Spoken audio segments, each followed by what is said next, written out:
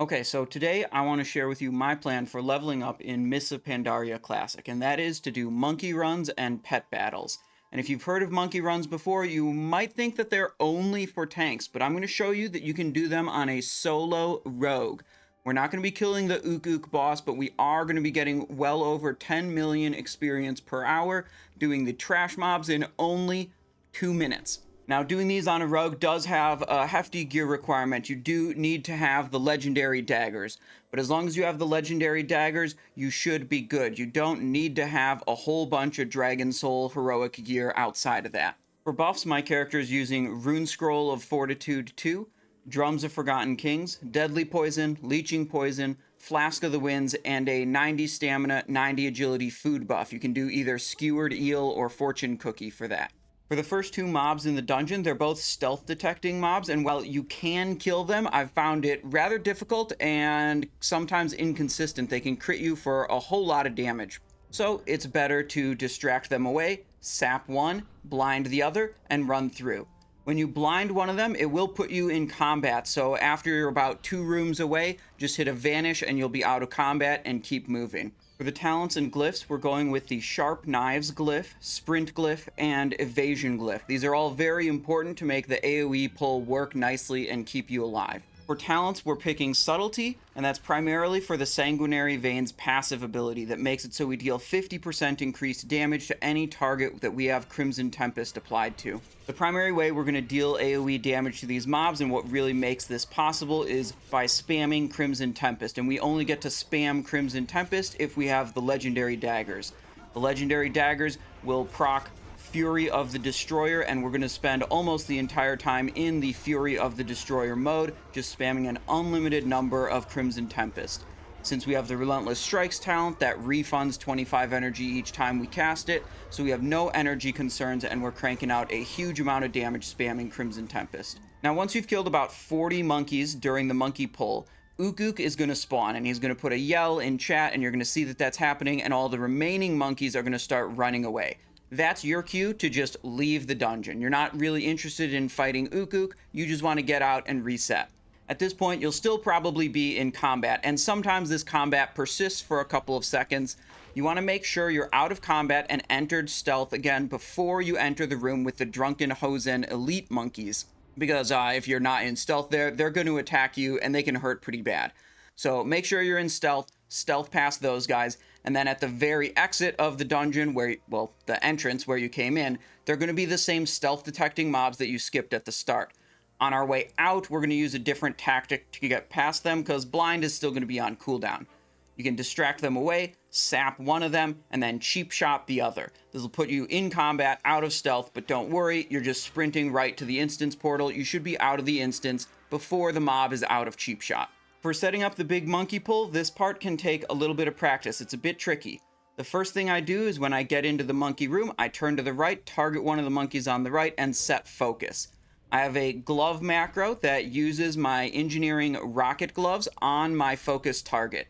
And this makes it a little bit simpler for me while I'm pulling to be able to hit that glove macro and pull that pack so I can worry about other things rather than clicking and tabbing or whatever to retarget them. Once that one monkey is focused, then I can go and target the group in the far back, stand between 2 other groups, throw a knife at the far group, then hit sprint, and fan of knives the 2 groups I was standing next to, and circle around the room. Right towards the end of the circle, hit my glove macro to pull the group that I had focused earlier, and then we back slightly into the hallway, and while you're in the hallway, you can push your back up against a wall, and then not have to worry about moving much more, and just focus on spamming Crimson Tempest. And if you ever have a global where you can't press a Crimson Tempest, just fit a fan of knives in there. As Evasion's fading, you want to do a couple different things, and you don't have to do all these things every time to stay alive without Evasion. One, you could just use Preparation and Evasion a second time, but Prep is a 5-minute cooldown, so you're not going to be able to do that for every single run. So that's like a panic button. You could use Smoke Bomb as well. That gives you a 20% damage reduction. And most of the time, what you're going to do pretty much every run is be pressing Combat Readiness right as Evasion fades, and possibly putting up a Recuperate before Evasion fades to make sure you stay alive after that Evasion's gone. Now, the way it's been in Cataclysm Classic ever since towards the end of Wrath of Lich King Classic is that you could do 10 instances per hour, and then you'd be locked out. The game would not let you reset and go into fresh instances again after that. That's, as far as I'm aware, still how it is now. It's how it is on the Mists of Pandaria beta, and that means you'll only be able to do 10 runs of this per hour, taking up 20 to 25 minutes of your time, leaving you with 35 to 40 minutes to fill gaining experience. And the way we're going to gain experience outside of Stormstout Brewery is using pet battles. There are quite a few aquatic and critter random pet encounters around Stormstout Brewery, and clearing out one of these encounters yields between 80 and 90,000 experience. If you've got some strong pets that can 2-tap most of these enemies, you're going to be going through these encounters very, very quickly. I've picked the Fledgling Nether Ray as well as the Nether Ray Fry. The Fledgling Nether Ray comes from Netherstorm. You can find them around the Mana Forges in Netherstorm in Outland. And the Nether Ray Fry comes from the Shatari Skyguard Exalted Reputation. Now, if you don't have Exalted with that reputation, you can do like I did, which was talk to one of your friends who does have that Exalted status and have them buy a couple of Nether Ray Fries off the vendor for you. They should be 30 gold or less approximately after all the vendor discounts, so not very expensive. I picked the Fledgling Nether Ray as well as Nether Ray Fry as the pets I'm going to use for the pet battle portion of this leveling experience for a particular reason. Almost all the wild pets around Stormstout Brewery are either aquatic type or critter type, and I want a super effective move against both of those. And the Nether Rays have a Bite to be super strong against the critters, and they have Slicing Winds to be super strong against the aquatic pets. So whatever's coming up against you, you just press the move that is super effective against them. It'll have a little green arrow in the action selection area, and you just don't really think about it. You just mash that button, then the pet's dead, and it comes out in the next one, and then you press whichever button is super effective against that one, and it's super chill.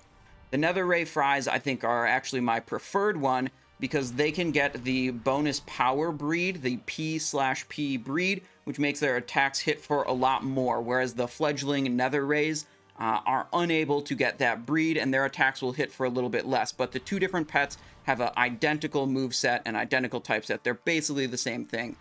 I prepared actually 3 of both of them. Having a high volume of these pets means you can just cycle through them while you're mowing down these critters, and when one dies, you just go to the next one.